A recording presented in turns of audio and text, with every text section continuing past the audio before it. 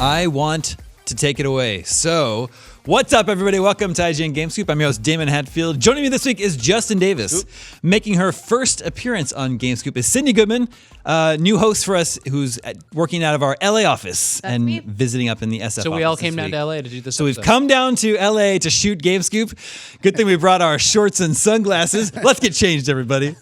And Sam Claiborne is here this week. And we've got a great show for you. But we want to hear about Sydney a little bit. Sydney, what's your favorite game right now that you've been playing? God of War. I was trying to think of something a little bit more creative, but I'm having a really good time with it. I want to sink more out. I'm not very far at all. Okay. And it's my first God of War ever, which is exciting. I really like it. Have you? No spoilers, but have you gone through the portal where he wakes up in modern day yet? Okay, sorry. I said too much. It's okay. We'll edit that out. He's just in New York City, like that episode of The Simpsons or Homer's in like that airplane scene. Is that what you're talking about? It's a real fish out of water game. And what's your favorite game of all time, Sydney? Halo 3. Halo 3. Easy. But I will fully admit that Halo 2 is a better game. Except I was old enough at Halo 3 to get like really into the competitive multiplayer. Sure. Where Halo 2 is kind of just like flailing about. Sure. Sam, I know you like the Halo games. I do, and we were talking about this earlier. The Halo 3 has such a good campaign, and that's the last campaign you ever played. It is. It's the last campaign I ever played. I wanted to end on a bang. That's it. You retired. I retired. You know, it is probably wise, although there's been some moments since then. But you play multiplayer a lot more than you. Yes, I still play Halo. I didn't play Halo 4, really. The multiplayer, I didn't really care for it. But Halo 5, I think, feels good. I actually still get on almost a weekly basis and play with my crew. It feels good. I really enjoy the multiplayer. But the campaign after 3. Have you ever played the campaign on Legendary with a friend? I have tried. Those are really fun. 4 is really hard, but the ones before that, they're hard but a lot more fun than that. I think 2 is like the impossible one. You just like can't do it. Yeah. Yeah, I mean, I tapped out at one. When MCC came out, I had a friend, and this was when the multiplayer, like, you couldn't really play it. So I was like, we might as well, let's try and speed run on Legendary through MCC. Wasn't very speedy. Yeah. Are you me? Because I did the exact same thing with Brian Albert. He's really good at Halo, and I'm pretty bad. And I'm like, you just carry me. The way that it works in multiplayer is if one person's alive, the other person will respawn. Yeah. So my only job was to be like like Contra. I was a mobile respawn point for Brian. He's like, just hide, and then I'll go in and kill everybody. And if I die, I'll come back where you are. So funny. Brian Albert? Yeah. I was just cowering behind crates. Do you get in vehicles in multiplayer ever? Only if I have to. See the total difference. Like that's the only thing I want to do in multiplayer, and I get killed immediately. Oh, see, I mean, I keep it really basic. BR is my gun. Battle rifle. And I just don't really go for power weapons unless I have to, like for map control. And usually I'll just drop it for a teammate. Are you good with a Spartan laser? No. Have you ever seen people good with a Spartan? It's crazy. Does that exist? I was just gonna say, is that a thing? During the Halo, was it 3 when that came out? Yeah. Yeah. Oh yeah, people got really good at that. It was annoying. That sounds really annoying. Yeah, I don't know. That's not my gun. I'm pretty bad. What about at sniping. sniper rifle? Nope, I'm pretty bad. Right. All across the board. I'm just bad at sniping. All right. Are you hopeful for a Halo 6 announcement at E3? Yes. It's time? Yeah, time is now. E3 2018. E3 2018. And then Christmas 2018.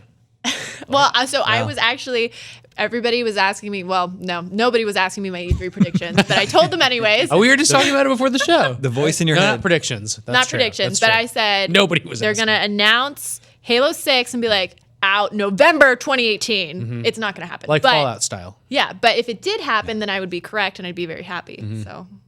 Scoop. That'd be really fun. All right, we got a great show for you this week. We're going to talk about Cyberpunk 2077. We're going to talk about those mega men. But first, Red Dead Redemption 2. Got trailer number 3 this morning. Everyone got a chance to watch it? I watched. Yeah, I watched it twice. Watched it a few times. Watched it a few times as well. Give me your reactions. Give me your hot takes. I wish I was more excited. That's what I'm seeing in the comments on IGN today. People are a little disappointed that it didn't show gameplay.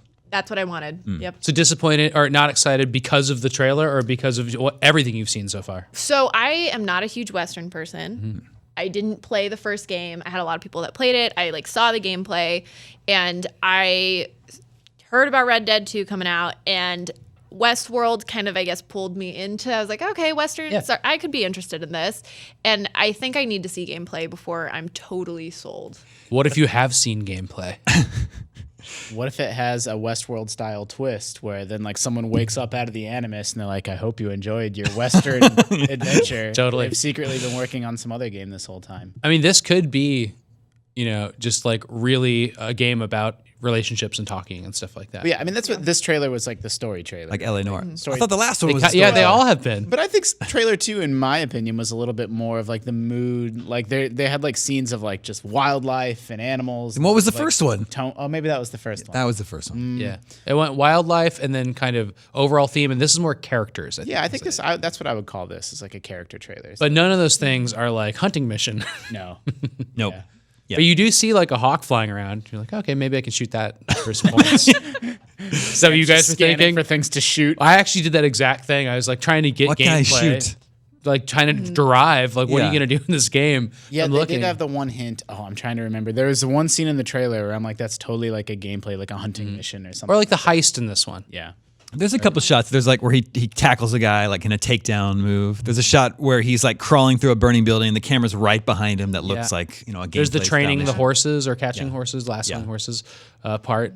But what I kept on wanting to do is stop and just look in the background and like in some of those scenes you see like a lake and then like a prairie for a little while and then like the mountains rising. It's like if that's the open world, that is exciting. You know, I did that like, with that's the, really cool. with the town. Like I froze on the town and just looked at all the characters and NPCs and like Yeah. stuff, just to the level of detail that was there in the little dusty western town. Yeah. It must be fun to make a world. It's like a little microcosm of Western culture, and then they like kind of unleash that and to say film these scenes here and make a game out of it. It almost seems like it's world first. Like they had to build another reality, and now they're actually figuring out what to do with it. I think GTA 5 really did that, cool. right? Maybe, Totally. Maybe I made that up. I think they did the world. They built the world first and then just put missions inside it after. Yeah, I think that's exactly. I mean, that's I guess level design, right? Yeah. It's one level. Is that what level design today is in an open world game? I guess. Totally. Yeah. Just one giant level. I was expecting to see gameplay today, but I do think like the mood, like the vibe that they're setting up seems cool. Yeah, it definitely does. Sydney, so you didn't play Red Dead Redemption. Did you play GTA 5? I did, yes. Okay. And actually, that brings up, so watching this and what I was interested in seeing in the gameplay we didn't see was kind of the UI, how Yeah. with GTA, it seems really natural to be like, pop out my cell phone, cool. Like, what is going to be that parallel? Oh, I predicted in the last episode that there's just going to be cell phone cheats in this. For no reason. But Telegram I hope sheets. so. The horse has a lot of like saddlebag area, and I just figure like you can keep your cell phone in there. Yeah, I mean, that makes sense. It's Right. a good place for it. Yeah, I don't know how they'll have.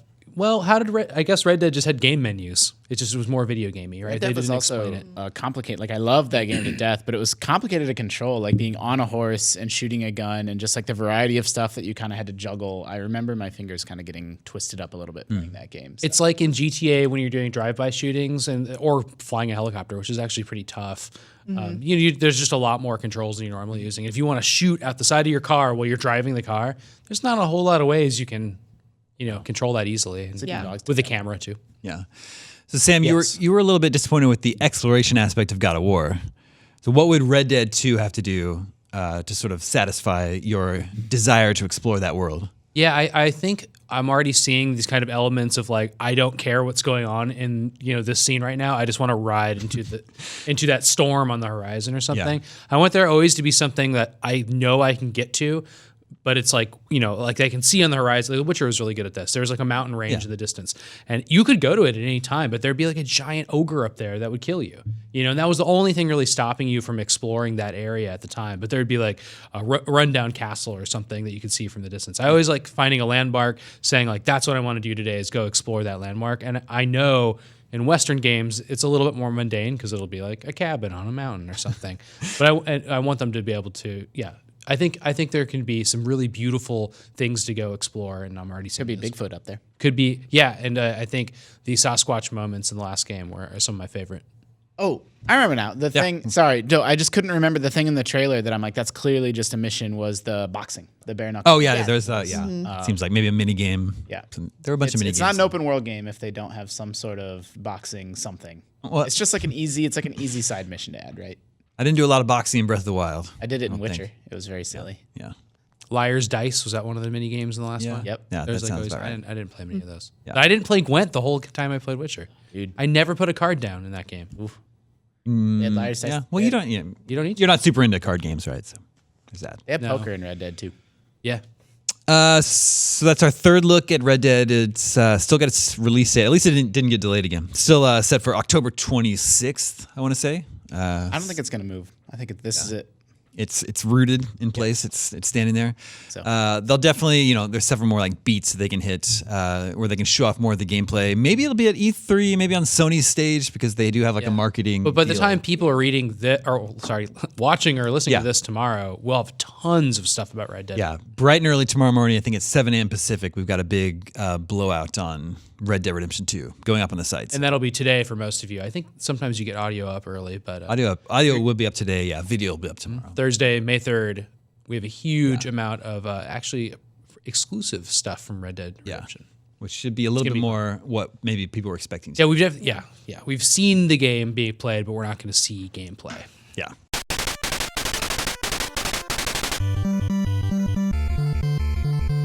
All right, moving on. Speaking of The Witcher, we are now 99.99% sure that Cyberpunk 2077 will be at E3. This is because developer CD Projekt Red is coming to E3, and they say they're bringing an RPG. Well, there you go. There you So, have it. Unless there's some Witcher DLC forthcoming, it's definitely Cyberpunk. They're just Do you guys having know this. anything about the Cyberpunk card game that it's That's based why I on? wanted to ask Justin, our resident tabletop gaming expert. Wait, what's the question? Do you know anything about the Cyberpunk tabletop game Yeah, that it's this called is based on? Cyberpunk 2020. No, I don't know anything. 88. About it. Okay. Yeah, Nope. exactly. Cannot help you. No, I never. I didn't realize this, but this game is based on a tabletop game. Yeah, it's similar-ish to The Witcher in the sense that it's adapted from the subject, this novels, right? This a previous subject matter, but it sort of eclipsed it and superseded Totally. it. Now Witcher as an identity as a video game Mm-hmm. franchise separate from these Polish novels and the Cyberpunk tabletop setting. I suspect that the video game will end up doing something similar, right? Like it's going to Yeah. leave a bigger footprint, if I were to guess. Yeah. Have there been other games that have been adapted from tabletop games? Well, there's Shadowrun, Shadowrun. That's an obscure one, but like Magic has a version, yeah. but that's a little bit. They didn't adapt it into like a. Oh, I see what you're saying. An RPG. Oh no, you're right. The Shadowrun's I mean, a really good example. of that. Dungeons and Dragons video games. There's been over plenty the of Dungeons and years, Dragons, yeah. And then, like, Pathfinder. Is Neverwinter Nights like a Dungeons and Dragons inspired Yep. video game, right? And that's a huge one. And so those like run the gamut from like sometimes they just take like the setting, like we're gonna make an action game but set it in this Dungeons and Dragons world. But then other times it's much more like we're gonna try to replicate that role playing experience in digital form. And then So, there's Mario Party. based on a tabletop game. Yeah. based off Mario Monopoly. Isn't I it think. crazy that there is no Mario Party tabletop game? I'd play that game. I would play the heck out of that. It would have to have 100 a lot turns. of a lot of Yes, pieces. exactly. It'd have to have a lot of pieces. And then at the end, you just roll the dice to see who wins. Nothing else matters. In the words of James Hetfield. Cyberpunk is a long time coming, right? Well, yeah. Was it 2013? 2012, I think. 2012. When it was like announced. It was- yeah. I was in high school in 2012. So it's gonna, that means it's had a lot of time to become a really, hopefully, really fun, cool game. I mean, so Witcher 3 was a pretty big hit. I know you play a lot of that, Sam. Did you play Witcher 3? I didn't, so that's part of the reason why I'm so excited for this is because I've heard only amazing things about Witcher 3. Obviously, they've done an incredible job, like you said, adapting something that's now recognized as more of a video game than anything. Yeah. So Cyberpunk like culture is like a cool thing. yeah, It's totally like undertapped, right? Like we were also sad to see the Prey, like they revealed that version of Prey that was very cyberpunky. Then Yeah, canceled it. exactly. And the Prey Prey we 2. got was really cool as well, but that canceled played the it. game. But no Mohawks Are you Yeah. sure there's no Mohawk in the game? in Prey. Yeah, last year's Prey. No, I'm not sure, but I did play a lot of it. And I didn't see one. Well, okay. Fair enough. But I think is Deus Ex. Would you guys say like the biggest like Yeah. Cyberpunk series? Yeah. There's more that can be done there. Like we get a lot of fantasy games, obviously, and we get a lot of like GTA style games, but like, and we even get like hard sci-fi like spaceships and stuff. But like cyberpunk and that sort of hacker culture is not really very explored in video games. The funny thing about Shadowrun like does a good job with it. the funny thing about like those William Gibson books from the 80s, like Neuromancer or something, where where it's all about like VR and it's about like living in a virtual space and having like the world be affected by that. So like if Cyberpunk like actually worked that in, it'd be interesting. If there was like a light world, dark world Zelda type thing, but one was the virtual world. I mean, Persona's kind of like that. But yeah, like if there's a whole, the whole map that's open world, and then there's also the map that's the virtual open world where you can fly or something, We a video game journalism moment from my history that always makes me chuckle is I interviewed some of the executives from CD Projekt I think 2 or 3 years ago About The Witcher? but then I did the thing you always do where you slip in a question about Cyberpunk. I said, what's going on with Cyberpunk? And they said, we're not really talking about Cyberpunk right now. Like, we're staffing up that team and we'll have more to say in a couple of years. And then I think my headline was like, CD Projekt executives talk Cyberpunk. And then the quote was like, we're staffing up that team. Yeah. Which is true. Nothing about that is untrue, but I still flash on that moment once in a while where it's like, you gotta be careful what you say. It's true. So CD Projekt Red will be at E3. Cyberpunk is definitely a highly anticipated game.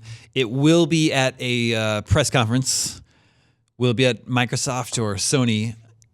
The Witcher 3 was at Microsoft. So if history, the marketing relationship with that game. I don't think they've announced it yet. If history tells us anything, I would guess it would be Microsoft. I think Microsoft needs it. I mean, I think they need this press conference to really That's why it'd be really mean for Sony to do it. surprise, we have Cyberpunk. Do you think Sony was saying we should give this one to Microsoft? Just to keep things interesting. I think the Xbox One X is a considerably more powerful console than the PS4 Pro, and I have to assume that Cyberpunk will be a graphical powerhouse. So An example would be like Metro was on the Xbox showcase last year. I can't recall. But so from CD Projekt's perspective, it's a business decision, right? So that's what's mostly going to drive it. But in order for the game to make the best splash that it can in terms of running and just gorgeous 4K and yada yada, you'd think it would probably be a little bit more likely to be on Microsoft stage. Yeah. Well, we don't have too long to wait. E3 is like a month and a few days. No, man, away. Don't say that. Yeah. I'm excited. I'm just kidding. I'm excited. Yeah. I'm excited. I always get excited. Not ready. Yeah, those are two different things, I suppose. Sydney, have you covered E3 before? Not covered. I have always worked a booth. Oh, cool. Yeah, so I did GameSpot's booth, and last year there was a booth with Red Bull and ESA, and so I've been chained to the desk. Well, not really the desk, the podium. Yeah. We'll get you out there. E3's I'm excited. super fun show. I'm excited. Fun. Very, I think very covering excited. it. Maybe. I don't know. I mean, I had a lot of fun like calling people, Yeah. Oh, trying to get appointments. Did you get to go to the Nintendo booth ever? Yes. Yeah. super During my break. So it'd be like 20 minutes, like Yeah, it's always fast built up. run to the other side. Is it going to be a Smash Brothers booth this year? It's a good question. I think so. I don't think they're going to do this I would single really game like thing that. anymore. No, you Yeah, I would don't too. think so. I think it's disappointing that there's not a Microsoft just direct booth in the Yeah. this year. It'll be off campus. I really hope though that they're doing it because they're really going to do something cool Like in big- the they need Microsoft more theater room or something? Yeah, I don't know. Like I'm really hoping that they did it not necessarily to showcase Mixer, but more because they were like, we have this really cool idea to utilize the theater, which I don't think is the case. But it'd be that is cool the if it idea, was. right? They wanted to really play up Mixer. Yeah. And that's in. And so the Mixer booth, to my understanding, is where the in the show hall. Microsoft booth would be. Yeah. Well, like I said, I'm a month and a few days away. It's coming up soon. Let's check in with the listeners. Hey, listeners. Listeners, remember you Hey. can always reach us at the email address gamescoop@ign.com, just like Tim in Kentucky did. Tim Tucky, they call him. He says, I've been watching GameScoop for about 4 years now. It is by far my favorite games podcast. Last year, Capcom released a cartridge for Street Fighter for SNES, and now they are releasing Mega Man 2 and X, NES, and NES cartridges, irrespectively. While both consoles have been out of production for a while, there are companies making newer versions of them. Could we get to a point where companies will make more games for them because you have both the old consoles and the newer versions? This is the Look at that. This is said Street Fighter 2 cartridge. Yeah. And we don't know if it glows in the dark. It does. Oh, it does glow in the dark. Yeah. Confirmed? We Yeah, got, well, we got and one of the rare ones. Some of the Mega Man ones will glow in the dark too. Yes. This is the glow in the dark. So the Mega Man 2 is a light blue NES cart, and then the Mega Man X is a white Super Nintendo cart. So it's the same. The Street Fighter 2 one is more of like a novelty. Like, doesn't it say don't put this in an SNES because it could get hot and blow up? Yeah, they like In- can't guarantee you like it really won't says blow that. up. in the or something. original press release and the press materials, it said don't. It was like more like like this. You risk hurting your old Super Nintendo by putting this in it. But I couldn't remember. probably Was that fine. like something real, or is that just like a legal, like because this console's so old? It was in the fine print, and we made a big deal out of it because it was funny. Yeah, But I didn't do any follow-up journalism. So. it's true. Justin, can you get on that? Ask him the tough questions. Slip in a question about Mega Man X2. I will delegate that to Seth. And how much did the Street Fighter 2 So cartridge cost? here's what's going on. So this is a really cool set. It comes with like all this stuff, and it's really pretty. It's embossed. It has kind of like a little fold-out poster, and then the cartridge just plays in a Super Nintendo, right? That's really neat. That exists. This was $100, and it was about 20 to ship, so it was like 120 total. That's what these games are too. So the NES one and the Super NES one are both $100 for Mega Man X and for Mega Man 2, which are the new releases. Now, what concerns me is that you can get this for about $80 on eBay right now, like sealed. So it like lost value right away. So like as a collector's item, that's not great, right? So like just be aware of that. But it also is a playable brand new Street Fighter 2 cartridge, which is a cool novelty if you are collecting and you want a full collection. This is an official release that you need to have if you're completing a Super Nintendo collection. So that's cool. That's a good point too. If someone, because that's the thing, like I have every SNES game, and if you want it, like now if there's new ones coming out, Yep, like, you got to pick them up, Got it. especially if they're made by Capcom, right? Like that's like a big deal. So that's important. And then the new games out of both those, this is like Street Fighter 2. You can get in the box for probably under $20. But I looked up Mega Man 2. If you just wanted to buy Mega Man 2, like a nice copy in box, like you would have bought it in 1988, it's under $60.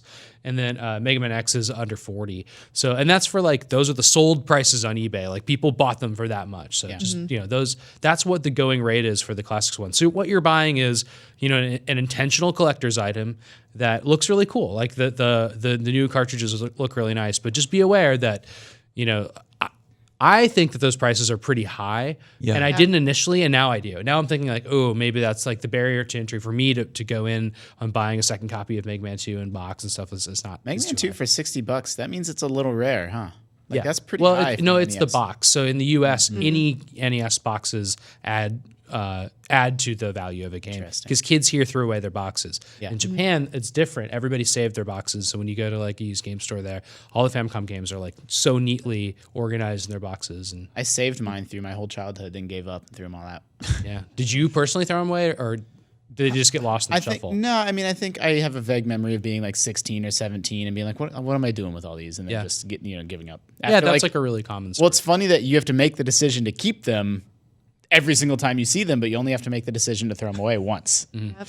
My dad threw mine away. Well, not SNES, but I had all my 64, like, are those still cartridges? Yeah. You call those cartridges? Cartridges. They were all in this nice bin because I threw out all of the boxes. And I came home from school one day and was like, hey, Dad, I'm going to grab my GameCube and my 64. And he was like, they're in the trash. And I Oh, was like, no. No. it was a huge bummer. Yeah. Yeah, My that is a mom pretty threw away big my bummer. Magic the Gathering cards when I went off to college. Those are worth money. I never forgave her. That's not true. Right? But I was You're really gonna go home mad. to see her tonight and just be like, "Ugh." I had a similar off to college thing where like all my games from childhood were given away to somebody. I don't know how. Kids, if you are going off to college, you take need your to stuff. have that conversation with your parents. Say, look, this is the stuff you can't get rid of. You have to just store this in your closet for a while. This is the stuff I don't care about. Don't assume your parents will just keep your stuff around. You'll come home disappointed. Yeah. But when I was a kid, I inherited other people's cool stuff. Like I remember some kid, I got all of his Star Wars toys, like really amazing ones, like the Millennium Falcon and like all this huge. stuff in like Wow. 1983 or something. It was amazing. It was like the best thing ever. I got just boxes and boxes, and I bet he was just like crying somewhere when he found that out. That was It's a nice heck of a life hand-me-down. cycle. That's, I mean, that's Just nice. like Circle Toy of Story. Yeah. It's just like Toy Story 3. That's like the saddest Spoilers. thing ever, though. Yeah, it is pretty I sad. had a lot in that movie. So $100 for 30-year-old NES and SNES games. Is that just the cost of manufacturing this hardware today? Yeah. Well, Okay. we know it's not though because there's all the other ones that are cheaper. But I think it's that plus the license, maybe. I don't know, man. Like it's pretty like It's expensive for sure. stuff gets cheaper the more of it you do, right? So if there's 1,000 of these, it Yeah. costs them more to make each one than if there's 5,000 of them or 10,000. Yeah, I think it's like 8,000. If But it's those the Day East collections are just cheaper. That's what's confusing to me. So those are like $65, $70. good point. On a cartridge? Yes, Interesting. those ones that we've been Yeah. playing, like the But Joe it- and Matt collections. But then, like I said, that license is far less valuable than Mega Man. yeah, right, but or then Street and then Fighter. these come with again like a printed manual, like really nice like poster stuff. I This don't one, understand license. Is it not Capcom making it? It is. So what's the, Well, there's no it's licensing IM8 fee. bit. It's 8-bit. Yeah, IM8-bit is the one that's actually, I think, doing the manufacturing. So it's so they do have to buy that license from Capcom then. I would think so. Yeah. Yeah. I thought it was Capcom manufacturing them. This one you could get a what we call in America a fanny pack. Hip pack? They call them Get out of with hip They call pack. them bum bags. Well, who says hip Yeah. pack? I don't like That- any of this. Well, I don't want to go into it. Knapsack. But but fanny pack is a more dirty thing in the UK, so they think that's funny. So I think it's just, I don't know, they went with the neutral Hip pack. hip pack. I don't think that. Stop trying to make hip pack a thing. But for okay. your price that you pay for this game, at So least you get a free these hip pack. cartridges, these new cartridges are cool but expensive. But the question is, since there are like so many, there's third parties manufacturing like the Retron, ways to play these old cartridges. Will we get to a point where companies are making new games for these old cartridges? Is there any world where Nintendo makes a new? By SNES cartridge? companies, you mean Yes. like the bigger companies? Yeah, 'Cause, Nintendo, like, there's lots of homebrew. Capcom. Yeah. Yeah, you think so? Yeah. That would be cool. The thing is, like, Nintendo could certainly make a new 16-bit style game and release it for download, and that's far less expensive for them than manufacturing the hardware, which is only going to appeal to a very small. Nintendo specifically, I mean, I don't know, no, probably not. But I think we'll see, some notable company that's not like an indie homebrew company release a new, like every couple of years, a new Dreamcast game comes out. Or just Mega Man 11. Really? right? Yeah, like I think we'll see a new PS1 game, come out on disc. Like, yeah. But Mega Man 11 isn't a Super Nintendo style game. Yeah, no, More it modern. was just, that's true. Yeah, Mega Man 12 though could be a Super Nintendo cartridge. 9 or 10 could have been. Yeah. I'm a crazy person with collecting, and I would absolutely be all in if I knew the code on the new cartridges was different. So if like Mega Man 2 had, I don't know, a Mario coin in it or something, just something really stupid. Just anything. Just whatever. If Mega Dinosaurs. Man was rainbow colored, or they added a dinosaur to the Woodman level. I'm all in. But like as it stands, it's just because Just the same game. Yeah, But it is the cartridge is light blue now. I know. That kills me a little bit. What if Mega Man came with a hat in the game? But doesn't he already wear a hat? He has a helmet. Don't start with me. You could wear a is hat a over your helmet. helmet. Yeah, he could put the old helmet hat, they call it. There's an argument to be made that the whole head helmet component is just his robot head. Yeah, that's just part of He his does body. take it off. I know that. Takes it off, All right, and then don't he write has, in. Don't he at has me. hair. He has hair underneath it. But why do you pick up extra heads for extra lives with the helmet on? That's true. All right, don't at me. Everyone at him. Yeah, you can at me. It's fine. Sticking with the theme of rescuing some of these older games, Clark from Cleveland Clarkland writes in to say, first off, I want to start by saying that I can't believe my question is being read. Dreams do come true. You gotta dream bigger, Clarkland. I've been listening to the show since 2014 and it's become the highlight of my week. I was recently playing one of my favorite games, Brave Fencer Musashi. Yeah, everyone familiar with this game? No. So No. A late game, right? late 90s Squaresoft game that they wanted it to be their Legend of Zelda. It's like a top-down action-adventure game. Say the name It's again. actually pretty good. Brave Fencer Musashi. Actually PS1 pretty era? good. PS1. Like 98 issue. Like On Guard. He's a swordsman. Square was doing all kinds of weird stuff back then. Yeah, that's when they made like Einhander and doing experiments. Anyway, Brave Fencer Musashi. That better not be the action-adventure 20 game. questions game. And it's pretty good. Anyway, Clarkland says, I was struck by how much of a pain it is to play it. As it was never released on the PlayStation Store, I have to drag out my original copy and hook up my PS3. Yeah. I am extra concerned as there still has been no word about Nintendo's Virtual Console. I was wondering if there are any games that you enjoy that are trapped on old consoles like Baten Kaitos. Anybody remember that one? Yeah. GameCube. That GameCube game? And what might companies do to make it so they can always be enjoyed? Yeah. This is something that comes back up. I feel like I bring it up on Scoop every once in a while. That Games that are trapped on old consoles. I'm really fascinated by that, just because you can assume that most big AAA popular games will probably get re-released or come back around. But then there's always exceptions to that rule. And I'm always like, it's hard to play games like Skies of Arcadia, I think is an example we were talking about a few months ago, where it's on GameCube and Dreamcast, but like that's it. Can't get it. Yeah. It may be on PC. I don't think it's on PC. In Sydney, we've talked many times about how the Wii was like such a unique console. There's like all these games that were made for it that you just can't play any other way. Yeah, you need the hardware. Yeah, so it's interesting. Well, and Nintendo has that problem.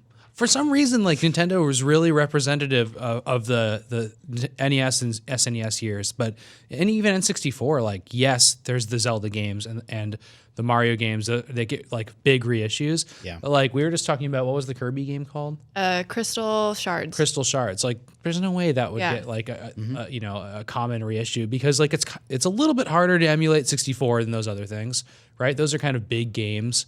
And so like But those games were available on the Virtual Console though. yeah, All of them. Well, but some of them were. Right? it was just so few of them. You just don't get these big libraries of 64-bit and above games. And I think it's because there's this perceived value in them, where it's like, oh, but if we held on to that, we might just be able to clean it up and release it by itself. Yeah. Or something like that. I don't know. Yeah, Nintendo seems to be really, really precious with some of their games, or not have any interest in bringing some of them back, whereas others come back over and over and over again. You know, we had the Zelda compilation disc on GameCube that had, Ocarina and games on it, and that's a game that we keep seeing over and over again. Sure. But then other games, that's not the case. Well, the Virtual Console was an incredible resource for revisiting gaming's past, because it wasn't just Nintendo consoles, right? It was also Sega, even like TurboGrafx 16. That's like the only way I played, like Bonk and pretty obscure stuff, which I really appreciate. So I can only hope that whatever Nintendo's solution is for the Switch is going to sort of bring that back. In the case of the Wii specifically, something like Zelda Skyward Sword that really relied on motion controls, it's hard to imagine how that will come back. Even if there was the will and desire. Do it with the Joy-Cons, right? Yeah. I mean, right? For now, but again, I'm taking like the long view. Like we're going to be playing Zelda 2 for decades, but like certain games that were really motion control heavy feel like they're kind of going to be lost to the sands of time. Yeah, well, and I think that brings up a really good point of just a more general question of like, what happens to games you love? Like, how do you show later generations? Don't leave them with your parents. That's the answer. Don't leave it. Put them in a box that says "Do not give away." Yeah. But I think it's interesting because even, going back, the example that I always bring up is like Halo, because I love Halo. And like, I would love for, if I have children, to experience that. But also just the experience is so different, because their bar of what an enjoyable game is so different than it was back then. Mm-hmm. So like how our even games, if you get it running, like it's like, is this actually is this fun? Like, I don't know. It should be. Games should be able to stand the test of time, like Mario 64 or something like that. Mm-hmm. It's still a 3D game and like it works. I think the Halo campaign is still fun. I played it recently. Yeah. Halo 1? Yeah. Yeah, I you know actually that did one where too. you could switch back and forth and the collector's CE, is that what it was called? Yeah. Yeah, Combat Evolved. No, sorry. What was the collector's edition called? Yeah. The Master Chief Oh, Collection? Master Chief Chief Collection, Collection, yeah. MCC, yeah. That's really impressive that you can switch back and forth between those too. It's cool. So many games that if the topic is like locked on old systems, like there's a lot of reasons for that. And the one really worrying thing is that even hooking up old consoles to contemporary TVs is becoming really difficult. Yep. So even if you have the console and you can run the old cartridges, we're like this close to like coaxial cable connections, like the white wire you put in the back of your TV for cable. Like those aren't going to be around forever. And that's the last way you have to hook up an Atari.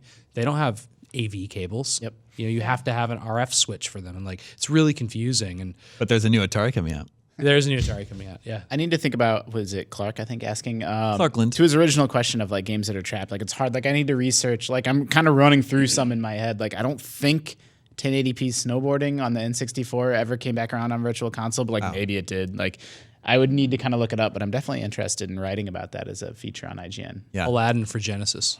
Yeah. All those Disney games are never coming back. I mean, a few of them did. There was the Those are more like afternoon licensing issues. collection. Like broke my mind when that was possible to get DuckTales in that collection. like and the stuff. Konami That was TMNT really cool. games. Like when a company Yeah. loses a license and the game goes away. Exactly. Yeah. Those ones are really tough. So many games do get re-released, even obscure stuff today. But I'm finding like they tend to be really expensive. Like there's all these Neo Geo, like really weird Neo Geo games being released every You've week. been going down the rabbit hole with those. Yeah, but they're like $8 a piece, and like most people aren't even going to bother. Yeah. You know, they're like really interesting games from like the 90s, and then like this random Japanese shooter, this arcade shooter called Dangun Feveron, which I thought I was the only person in the world who remembered. It's like really weird top-down shooter from the year like 2000, 1999. It just got a re-release on PS4, but it's $30. You buy it? For this? No, it's like crazy. It's like A crazy downloadable old game is Yeah, $30. a downloadable old game that should cost 50 cents in a Japanese arcade today. It costs $30 to download. It's crazy. So they need to sort that out. But they're probably assuming anyone that would spend $10 on it will spend $30. It's really interesting. They couldn't get me, and I'm like the demographic You're the for this guy. game, and they couldn't get me to spend $30 on it. Maybe it's because they don't project I so many sure, people are gonna. So they're like, but oh well, we'll just you're charge not- a little bit more. But make at up for it. $30, they're not going to sell any copies, right? Like, who bought that game? I want to know. Did any of our listeners buy Dangun Fever on PS4? Let me know. and then you can bring it over so we can try it. Yeah, and then bring it over to my house. And then Sam, the other game preservation issue that concerns me is arcade games, because so many of those don't. We're talking about console games being released for the most part. There's thousands of arcade games that are just arcade games, never got ported to console. Even if licensing is tough, it's also like those games are on a game board, right? Yeah. Like a giant, circuit board Often bespoke, like that you have to hook up like a specific controller to, like Tron or Atari Star Wars, two of the best games ever made. Like, use insane controllers, and like if you're gonna play those on a console, it doesn't even work. Yeah, it doesn't. That's not even the right way to play them. And then also, like, those two are good examples too, because one of those has a horizontal monitor, which is very common in arcade machines, and none of our TVs are horizontal. Vertical. I'm saying it the wrong way. Yep. It's a vertical monitor, so it's like your regular old TV, but it's on its side, right? And then the Star Wars game is on a vector monitor, which isn't even really a television. It's like a box of math and magic that's like drawing a laser, looking thing on the screen. It looks incredible, but you're never going to get that on television. It just doesn't look like that. That's not what televisions do. So there's just no way to present those games except for they're in their original formats. Yeah. there's the experiential aspect of it, and also a lot of people, like, the NES was so popular, and that's what we've been playing for years and years. Like, when I'm picturing Donkey Kong in my mind, it's not the arcade version, it's the NES version, which that game may actually be very, very close. But there's other games that were not that. No, it's not. It's missing an entire level. The home one. Yeah, well, there's no excuse for that. Sound, it not the sound is totally It doesn't different. have the Pie Factory. Maybe I'm picturing the Pie Factory then. So I don't know. Maybe I am picturing the You arcade could have version. played it in some other variation. But a better it's also example- a casualty of the horizontal vertical issue. An equally good example, I should say, is like Double Dragon on NES is very, very different than the arcade game. But I think that's Inferior. the one that, like, people Yeah. picture. Yeah, that's and that's not even 2 players. one. That's insane. One, the original Double Dragon, 1 player, and the only enemies that can be on screen are 2 clones. Two of each enemies other at at a time. One solution for the vertical monitor issue is the Switch in portable mode. Yeah, can you actually have an arcade game Yeah. that you play on its side, right? Yeah, I played Dragon Blaze, which was another obscure Japanese shooter that you can just tip up the Switch and then detach the Joy-Con to play it that way. And the upcoming Ikaruga shooter is also going to contain that mode, which is coming out this month. The smartest PC ports of arcade games like that support, running the game sideways, because you're going to turn your monitor on its side. There was Really? a That's cool. PSP game, Yeah. Madden. One of the Maddens that there was a mini game and you had Yeah, I to remember hit that. flip it and was a play move. it vertically. What was Yeah. the mini? Like, what were you? Was it like You were field goals? It was like third person behind a running back shoulder, and you would be running, and then you'd have to like press X to like juke, and you'd see how many defenders you could get past. Weird. And then there was a was very Ninja weird. Gaiden game and Brain Age on the DS, the original DS, which you turned it and used it. They called it like Notebook. Yeah. Yeah. Hotel Dusk was played that way too. Hotel Desk also. Yeah, there's a few games that are played that way. That's really cute. I like it when portable systems can work 2 ways. Yeah, That's really it cool. is cool. One more word on arcade games that have unique control schemes. Nintendo made an arm wrestling arcade game that's just like Punch Out, where it's like every arm wrestler you fight is totally unique. And I don't think very many people even know about that game. You know, the very first Street Fighter game had a pressure sensitive. Yeah, like, that's what giant I was just circle. gonna say. What? And there's versions of Street Fighter 2 that have that. Like, Really? Like light, like- medium, heavy punch depends on how hard you punch down this plastic thing. Yeah. Wow, they should bring that to Evo. Totally. So you're controlling and stuff, and then there's just like, some meathead that's like, rah, rah, rah, and like winning. Yeah. Hulk smash. And of course, they just Thank you. broke Smash. all the time. Yeah. There's just That's- no way to maintain that. Yeah. All right, moving on. This is Marcelo from Sao Paulo, Brazil. Wow. Cool. It says, first time writing. I'm a long time listener of the show. It's because of IGN that I started my career in video games journalism. And after some years doing PR for some publishers, I'm now living abroad and working for EA in Madrid. Nice. I guess That all seems those really years fun. reading IGN paid off. Anyway, just recently I was at the Nintendo eShop. on my Switch, and I like it. I'm at the Nintendo eShop. I saw a game called Don't Knock Twice on sale, and since I'm a fan of horror games, I started researching it. But the lack of video reviews made me watch a gameplay of a famous Brazilian YouTuber playing it, something I don't usually do because it takes out the surprise of a game. In his gameplay, I could see that the game wasn't very good, and it had a hilariously bad localization for Brazilian Portuguese, which made me watch it through to the end. After finish, I was glad I didn't buy a bad and unpolished game, and now I've started watching other gameplays of this same indie horror genre just to see if they're worth it or not. I would like to ask your opinion about this. Have you guys ever considered or watched someone play any recent game that you had doubts about buying? And if so, did it end up saving you money or your time? That's a good question. Do you check out gameplay? I mean, I feel like that's our entire life is that we walk past somebody's desk and be like, That's what's true. this like? That's true. So it's just, We're in a I'm not unique trying to position. be smug about it. Like that is, it means a lot to us to be able to see games early and make that decision. And we- that's what our job is present that to you to make that decision. A little bit of a special case, just the four of us in particular, because of the job that we do. It's the same thing Sam just said. Yeah. I don't know. I have to disagree to a certain extent. I think certain games, I will just get it in my head before I see any gameplay. Like, well, I'm purchasing that. Oh, yeah, and of course, it doesn't matter. Like, I'll see gameplay. I'll be like, oh, they just showed a bad part. Like, they just chose a bad part to show. I don't know. And I'll get it anyways. Yeah. So Well, how there often are are you? certain How often are you cases- satisfied? So like how Maybe good it's like is, a 50-50. how good is your intuition? Maybe That's it's a what I asked. 50-50. Yeah. Interesting. I would say I do it with indie games more than like AAA games because AAA games you see a lot before they're out.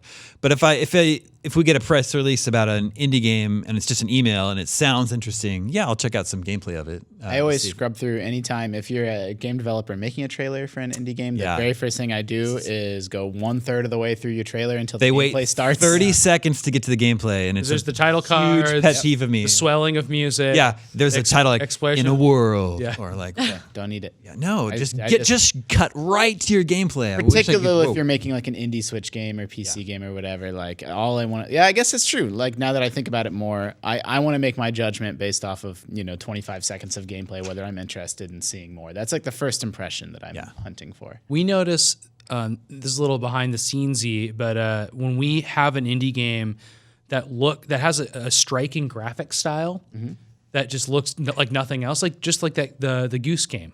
Goose Game. Yeah, when it has like something like that, when we we notice like people watch those like crazy. Yeah. It doesn't matter that it's not a big game. It's like it's this eye-catching nature of like I've never seen that before, and it looks cute or it looks colorful or something. Like people watch those a lot. Or- that's a pro tip if you're making a game. Or Beyonce Two Souls. Yes, and there's also Beyonce Two Souls. Check it out on IGN.com Yep. this week. We have some pretty exclusive footage of the actual game, Beyonce Two Souls. Is actual too strong of a word for that? Well, it is a thing that we have. It's playable. Yeah. Unclear. Yeah. It's actual. We It's actual. All right. your art, particularly if you're making an indie game, is marketing. Maybe more so for than sure. it is like whether that's fair or unfair. Like you'd have the coolest idea and like the most clever gameplay loop or whatever, but to cut through the noise of like the 20 games that come out on Steam every day, you have to be doing something striking and unique with your. That's visuals. really well put. I think Yeah. that's an interesting way to look at it.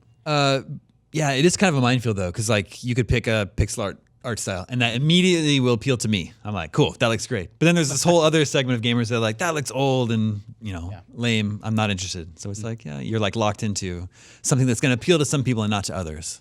But to play devil's advocate, I would argue that it's becoming like another side of the marketing is is it streamable, and like are YouTubers going to pick it up, and are they like, I'm thinking of Dream Daddy while I'm saying this, that like, I mean the art, like it was a pretty game, for sure. but obviously it took off because it was a hilarious game and all of these YouTubers were playing it, and then that got me to buy it and play it. Yeah.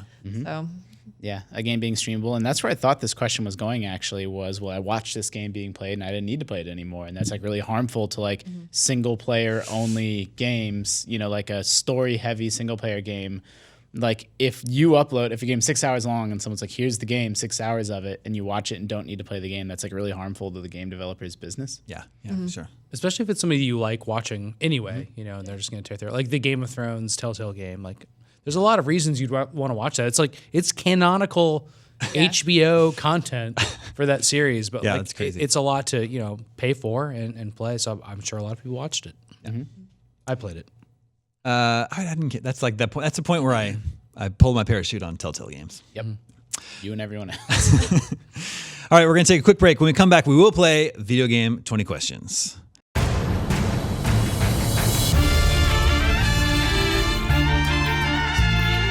All right, it's time to play Video Game 20 Questions. We were just explaining this to Sydney before we started. Obviously, everyone knows how 20 questions works, and the item you're trying to guess this time is a video game.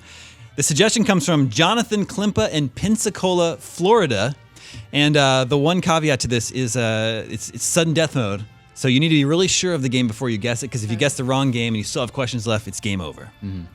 So with that said, working as a team? Yes, you are all working as a team against Jonathan Klimpa of Pensacola, Florida. Let the questioning begin. Yeah, we're working as a team, except with the caveat that I don't care if we win or lose. Do you play as a human? Yes. Do you have an AI companion? If you do, it's maybe not during most of the game. Okay. If you do, it's just for a short period. What? What? That's not like a main feature of the game or anything. Okay. Yeah. But it's possible. It's not Halo, guys. Possible. Or Iron Man game, I guess. Did this come out after the year 2000? Yes. I had a good one, and I feel like I just lost it. Sounds like it's sci-fi genre, though. That's good to know. Well, why? How did you get that? Because you have an AI friend? No, you don't. He said you don't. You could during some of the game. Well, I was assuming she just meant like an NPC. Like an NPC partner sort of a thing. Yeah. Not like a computer. Oh, I thought you meant like a projection of a hive mind or something.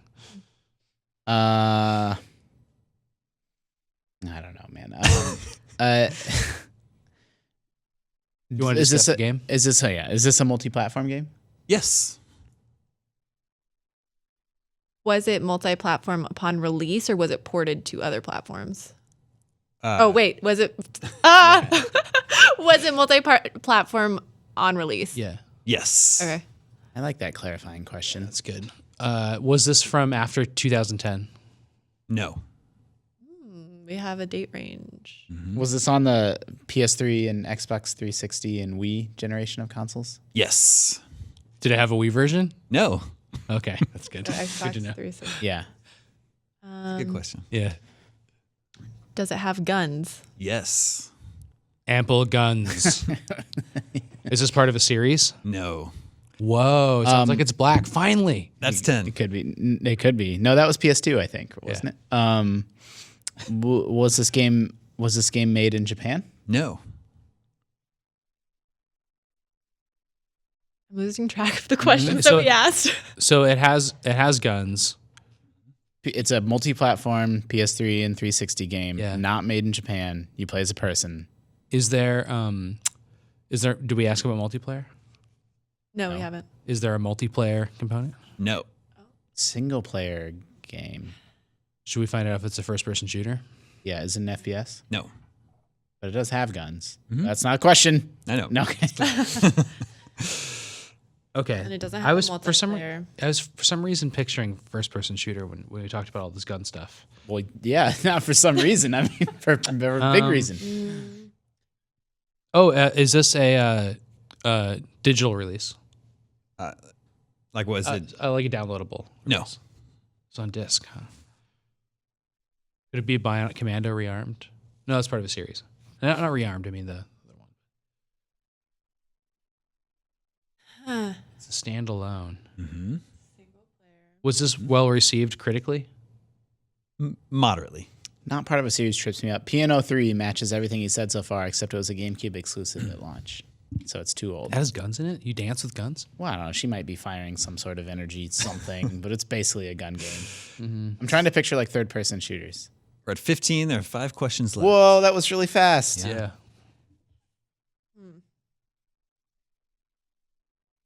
Let's get some questions. Does it have a realistic art style? Yes. Not part of a series is tripping me up too. Because I'm like, I don't know, Gears of War. Should we burn one on the license? I think it might be a licensed game. Is it a licensed game? No. All right, we got two questions we can Two ask, questions. and the pinky finger we have to guess. Okay. We have enough information though here. Probably. Did you hear Sam's question about what did you ask? I think Justin was speaking over you. Critically well received? Yeah, said it was moderately well received. Yeah. That's not helpful to me. So you got these guns. It You're could playing by yourself. So here's it not in could be like an first open world game. Yeah, like, it could be can't be totally open GTA or Driver because they're part of a series, but Yeah. some sort of Some other knockoff open- of one of those, Yeah, like Destroy All Humans, like that kind of thing. something like that. Although we failed on that one the other week. Yeah, so maybe open worldy or even a brawler or something. Those were uncommon in that era. Is it an open world game? Yes. What was the Prototype got a sequel, but what was an Infamous? Those both have franchises. Yeah, so the 360 games like generation that. open world games. Crackdown. Not a license. Mm-hmm. So it's not like, I don't know, like there was an Incredible Hulk open world game and some other weird stuff. Totally. But not one of those.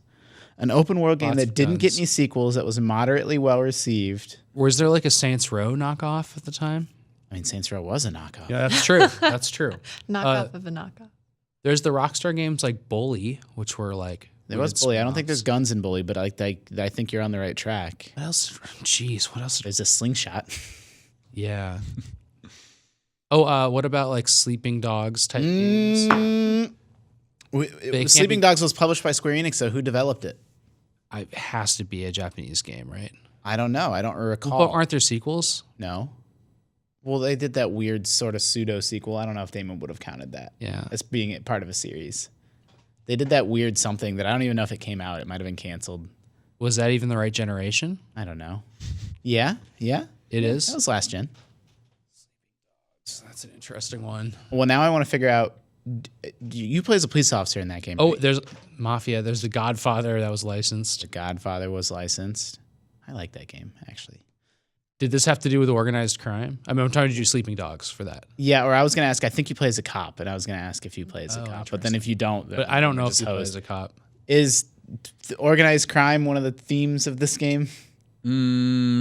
If Sam and I are operating under the assumption that Sleeping Dogs does, No, it's not based on organized crime. just unorganized crime, Yeah. disorganized crime. Just mayhem. Yeah, General mayhem. That's a good name for a game. Yeah. I don't think the villains or the protagonists in this game would be considered to be a part of organized crime. So it's Okay. not Sleeping Dogs. So it's not like a GTA thing, probably. It's more like probably Prototype. Yeah. I wish we would've zeroed in the last on- 5 questions. So What if we all played it, though? Then it'll feel bad. I wish we Yeah, would I- have zeroed in on like whether it was like sci-fi themed or more realistic or like well, he said it was. Oh, well, it was realistic art style. yeah. I don't. We have 2 questions. No, No, this right? is it. You gotta make your guess. We gotta Wow, guess the running game down. now. Not licensed open world game. Not made in Japan. 360 PS3 generation. Not multiplayer. No multiplayer. Not made in Japan. There are We should've- guns. We should have zeroed in more on that. Probably. Didn't get a sequel. What's our guess?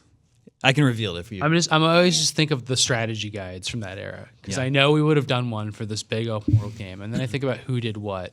I usually just think of nothing at all. I just don't have any. My mind Sleeping just goes Dogs blank. really pops out because I remember it so well. It's a great game too. And then other ones would Darksiders. It's another one. Got a sequel eventually. Yeah, totally. Shall I reveal it? Yeah. Published by EA. Developed by the now defunct Pandemic. We there yet? Set in World War II. No, I don't have it. The Saboteur. Oh, the Saboteur. That game was really cool. The Saboteur. That was the one that was all black and white, and then you would there would be like splashes of color, right? Or you Yeah. would bring color back into the world. Yeah, or there was something. definitely a color didn't have mechanic some too, yeah. weird. I've never heard of that game. I was gonna say I have no recollection of this. I was probably playing Published by Halo, EA. so. It's that was like their open world game set in World War II where you're going to be taking down the Nazis. The Saboteur was neat. Yeah. I think it was well received, but it just didn't sell well enough to get a sequel. And then Pandemic went out of business. The way your character climbed in that game was weird. Yeah. That's my only look up the climbing animation. It was odd. That's We were like stumped. early. Well done. As a game came out during early on in my career here at IGN. But thank you for the suggestion, Jonathan Klimpa from Pensacola, Florida. Do you want to bring this out? We were just talking about this. You just got this in It's the real. mail? You got it in the mail. We got it. You thought in case you didn't think we were telling the truth, this is Beyonce Two Souls. This is the box for Beyonce Two Souls here. The truth hurts, And- everybody. As you can see from the cover here, it's really something special. And I urge you to go look at the gameplay videos that we have on IGN.com right now because it works on Mac. It is something else. Actually, there's a message on the back from someone named Chris. It says, first of all, it says 1 Beyonce, 2 souls, 1 ring to rule them all. It says all that. Should have put a ring on it. I'm going to read this. Okay. But if it has swears, you're going to have to bleep them. Okay. The software contained within this package is provided as is. It's not going to do anything bad to you. We make no legal promises. Our lawyers left before we could ask them any real questions, so we can't make any promises or guarantees about anything, really. This game is probably okay for us to give away to people, but if we aren't, then you aren't allowed to play it because that's against the law. If you are legally allowed to play it, go for it.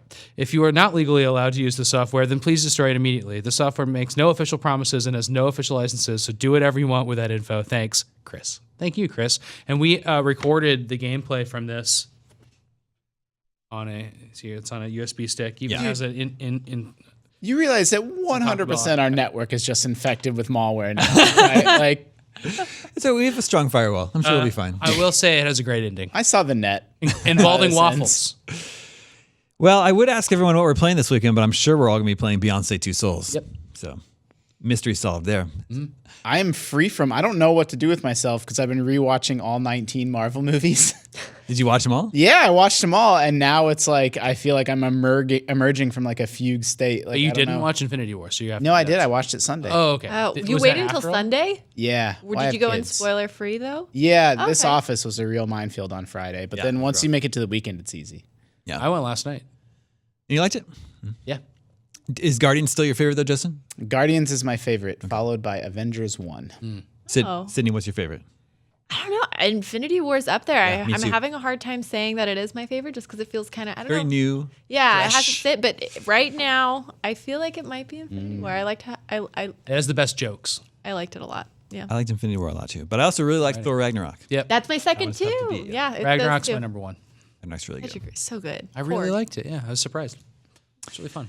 All right, that is all the scoops that we have for you this week. Sydney, we're so glad you could join us. Thank you for Hopefully, having me. the first of many scoops to come. Remember, you can always reach us at the email address, gamescoop@ign.com. Thank you, Justin. Thank you, Sydney. Thank you, Sam. My name is Damon. This is IGN Gamescoop, and we're out.